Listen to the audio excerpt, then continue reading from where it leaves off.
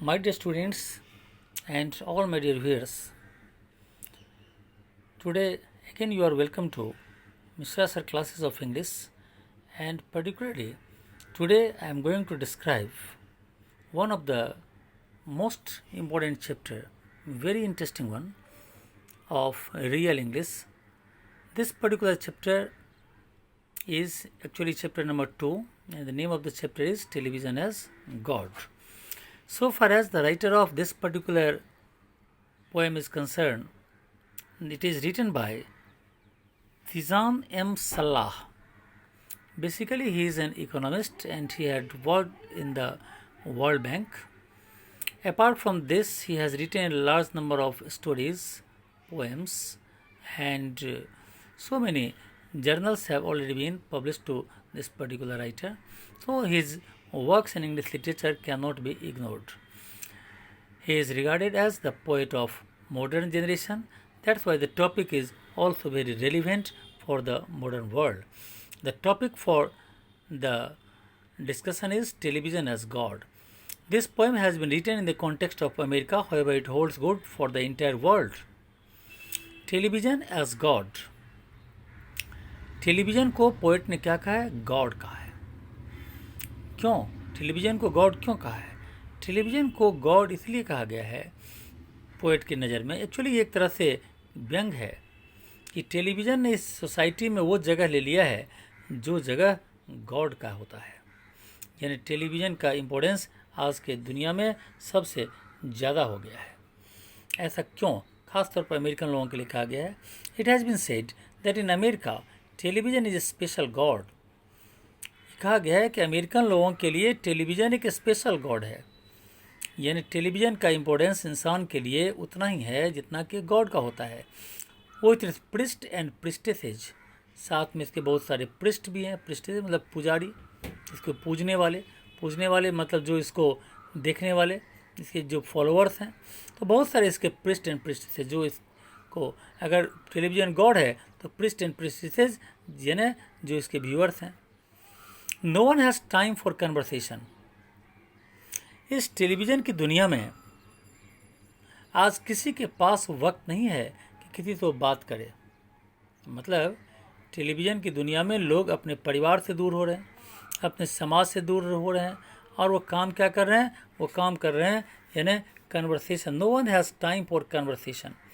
उनके पास कन्वर्सेशन का टाइम नहीं है, यानी बातचीत का टाइम नहीं है.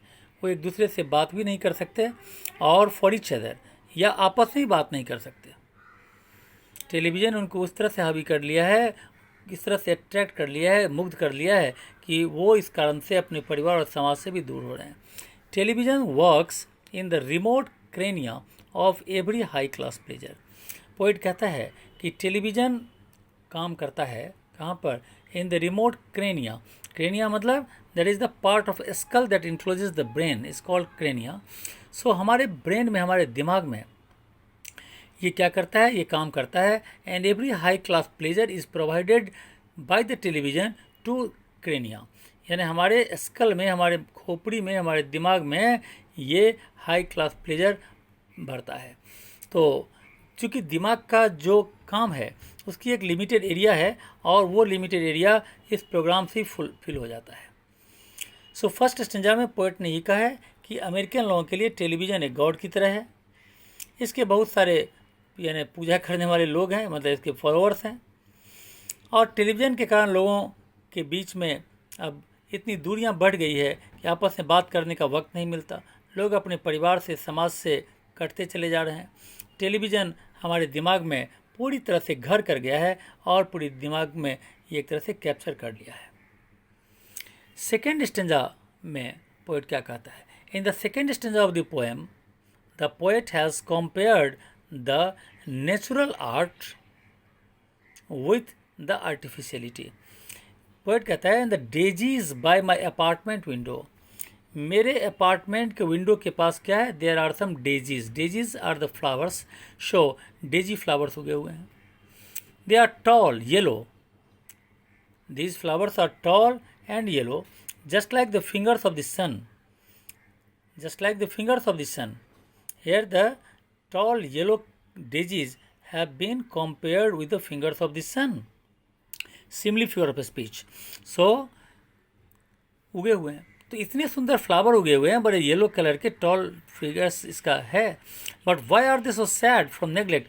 लेकिन इस फ्लावर्स को देखने वाला भी कोई नहीं है. लोग इसकी सुंदरता का आनंद उठाने के लिए किसी के पास वक्त नहीं है. कोई इसमें पानी डालें उसके पास वक्त नहीं है. कोई इसको नरिश करें उस फ्लावर को, इसके पास कोई वक्त नहीं है. यहाँ तक कि उसकी सुंदरता को वाश करने का भी वक्त नहीं है. So why are they so sad from neglect. These diseases means these natural things, these natural flowers are being neglected by the people. Why? Because they are very much devoted towards the television. They perhaps lost the competition. Television has trapped everyone in its shrine. यहाँ पर ये कहता है poet कि अगर हम देखें तो आर्ट्स के बीच में और आर्टिफिशियलिटी के बीच में, यानी नेचर के बीच में और आर्टिफिशियलिटी के बीच में, यानी फ्लावर्स के बीच में और टेलीविज़न के बीच में कंपटीशन था, और इस कंपटीशन को फ्लावर्स जो है वो हार गया है. They perhaps lost the competition. They means flowers. So flowers have lost the competition. किससे हार गया है? टेलीविज़न से. Television has trapped everyone in its shrine. क्योंकि टेलीविज़न ने सबको ट्रैप कर लिया है. ट्रैप करने का मतलब सबको कैप्चर कर लिया है. एवरीवन इन इट्स श्राइन, अपने श्राइन में. श्राइन किसको बोला गया है? श्राइन मीन्स होता है place of worship. That is called shrine. But here the place of worship is referred to America. That's why यहाँ पर shrine का मतलब अमेरिका. तो टेलीविज़न ने अमेरिका के लोगों के दिलो दिमाग को पूरी तरह से कैप्चर कर लिया है. यहाँ तक कि लोग फूलों को एंजॉय करना और नेचर की चीज़ों से आनंद लेने का जो उनका तरीका था वो बदल गया है. लोग अब टेलीविज़न में इंटरेस्ट ले रहे हैं, टेलीविज़न से आनंद ले रहे हैं, टेलीविज़न के प्रोग्राम से अपने आप को खुश कर रहे हैं. जो पहले का था कि नेचर को देखकर, यानी आसमान को देखकर, नदियों को देखकर, पहाड़ों को देखकर, फ्लावर्स को देखकर लोग अपने आप को यानी खुशी महसूस करते थे, बदल गया है. सो सेकेंड स्टेंजा में हमने देखा कि पोएट इसी तरह ये कहना चाह रहा है कि लोगों के का जो तरीका है वो पूरी तरह से यानी बदल चुका है. आर्ट्स को लोग छोड़कर या नेचर को छोड़कर लोग आर्टिफिशियलिटी की तरफ जा रहे हैं. The third stanza of the poem is related to the students. So these are very important for you, so just think about it. The mother wonder and the mothers wonder why their kids are doing poorly in school. माँ चिंता करती है कि उसके बच्चे school में कमज़ोर क्यों हो रहे हैं. बच्चों का परफॉर्मेंस स्कूल में कमज़ोर क्यों हो रहा है. तो इसका भी कारण टेलीविज़न ही है. टेलीविज़न, मोबाइल या अदर जो इलेक्ट्रॉनिक्स गैजेट्स हैं, ये बच्चों के स्कूल में पुअर परफॉर्मेंस का एक बहुत बड़ा कारण है. द मदर्स वंडर, इसीलिए माँ भी इस बात को सोचती है कि आखिर उसके बच्चे स्कूल में इतना पुअरली परफॉर्म क्यों कर रहे हैं. And their grammar is as good as chimpanzee. ये आज के बच्चे को ग्रामर का उतना ही नॉलेज है जितना कि बंदर को. मतलब एक चिंपांजी को जितना नॉलेज होता है ग्रामर का, उतना ही नॉलेज आजकल के बच्चों को ग्रामर का होता है. मीन्स नो नॉलेज, कुछ नॉलेज नहीं होता. End of course television special God. लेकिन ये सब होने के बावजूद भी टेलीविज़न को एक स्पेशल गॉड के रूप में देखते हैं. टेलीविज़न के जो पुजारी हैं, टेलीविज़न की जो पूजा करते हैं, मतलब टेलीविज़न को जो हर समय टेलीविज़न से चिपके रहते हैं, देखते हैं, वो उन्हें गॉड मानते हैं. And gods have their sacred abode. और इस गॉड्स का अपना एक घर है. जैसे गॉड इंसान के दिल में रहता है, तो दिल से अब गॉड हट गया है, अब दिल में टेलीविज़न ने उसकी जगह ले ली है. In the hearts of their humble servants and gods have their sacred abode. Abode means living place, जहाँ पर इंसान रहता है. सैक्रेड मतलब रिलीजियस. तो यहाँ पर गॉड्स बोला गया किसको? टेलीविज़न को. तो दिल में गॉड्स की जगह अब आ गया है television. In the hearts of their humble servant. किसके हार्ट्स में, किसके दिल में? जो उसका हम्बल सर्वेंट है, जो टेलीविज़न का गुलाम बन चुका है. And television is a god that speaks. तो हमने देखा यहाँ पर कि आजकल के बच्चों पर टेलीविज़न का क्या इम्पैक्ट पड़ता है.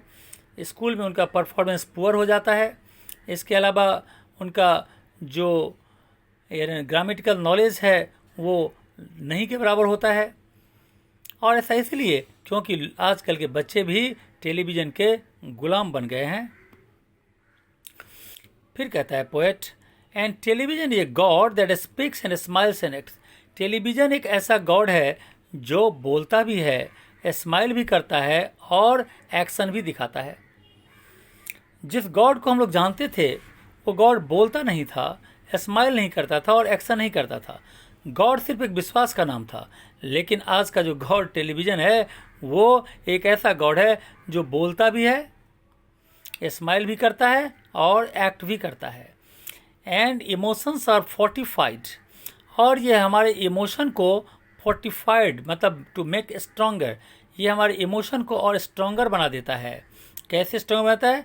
As starch to iron clothes, जैसे कि स्टार्च डाला जाता है कपड़े में, और कपड़े में जब स्टार्च डालते हैं तो कपड़ा को क्या करता है, यानी स्ट्रोंगर बना देता है, सीधा बना देता है। और स्टार्च डालकर उस कपड़े को आयरन किया जाता है तो वो यानी वो आयरन स्टार्च जो क्लॉथ होता है वो कपड़े को क्या करता है, एक तरह से स्ट्रोंगर बनाता है। ठीक इसी तरह ये जो टेलीविज़न है वो भी हमारे इमोशंस को स्ट्रोंगर बना देता है। And the truth of the world is exist, और ट्रूथ ऑफ द वर्ल्ड, दुनिया की सच्चाई। अब दुनिया की सच्चाई टेलीविज़न दिखाता है, किस देश में क्या हो रहा है, किस जगह पर क्या हो रही है, कौन सा प्रोग्राम हो रहा है, कितने लोग इसमें कैसे क्या, वो सच्चाई दिखाता है। The truth of the world means all type of actions, all type of truthful actions is here shown by the television. The truth of the world is exist. Exist का मतलब यहाँ पर exist का मतलब होगा obtained, पहुँचता है, reached। तो ये truth of the world हमारे पास पहुँचता है। कैसे पहुँचता है? Through the superficial words of the interpreters। जो interpreters होते हैं, interpreter मतलब anchors, जो लोग explain करते हैं। तो वो जो एंकर्स होते हैं टेलीविज़न प्रोग्राम्स को करने वाले, वो अपने superficial, not very serious, superficial मतलब नॉट वेरी सीरियस, बढ़ा चढ़ा कर बात को हमारे सामने रखते हैं। दुनिया की सच्चाई को बढ़ा चढ़ा कर इंटरप्रेटर के द्वारा लोगों के सामने रखा जाता है और लोग उसी में क्या हो जाते हैं, तो मंत्रमुग्ध हो जाते हैं।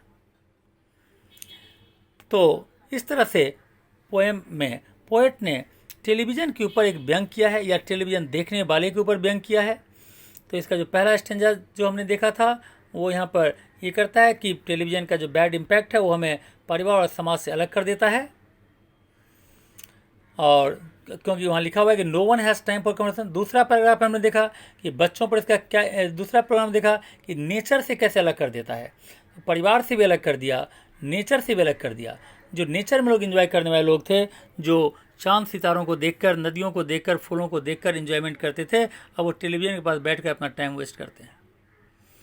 तीसरा में देखा, तीसरा स्टेंजा में, कि किस तरह से टेलीविज़न बच्चों के ऊपर बुरा इम्पैक्ट डालता है।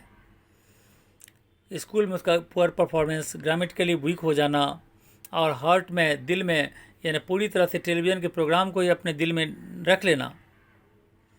और चौथा में देखा कि किस तरह से ये हमें क्या कर देता है, इमोशनली स्ट्रांग बना देता है। यानी हमारा जो इमोशनल होना एक इंसान का गुण है वो और हार्डर बन जाता है, क्योंकि यहाँ पर जो इसके इंटरप्रेटर्स होते हैं वो क्या करते हैं, तो इंटरप्रेटर्स यानी बढ़ा चढ़ाकर किसी भी ट्रूथ को, किसी भी सच्चाई को बढ़ा चढ़ाकर हमारे सामने पेश करते हैं। तो ये सारे के सारे चीज़ यहाँ पर टेलीविज़न के द्वारा, टेलीविज़न की जो रियलिटी है आज के युग में, उसको पोएट टीजान एम सलाह ने यहाँ पर इसको पेश किया है। And as I think that this particular poem is very relevant in the present day society and is very useful for the students. So students are advised by this particular poem that no one should devote his or her time in watching television more than it needs.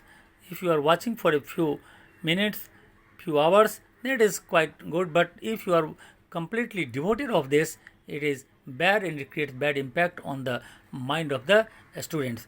So thank you. Next class में हम लोग इसका question answer देंगे। So thank you today. Okay.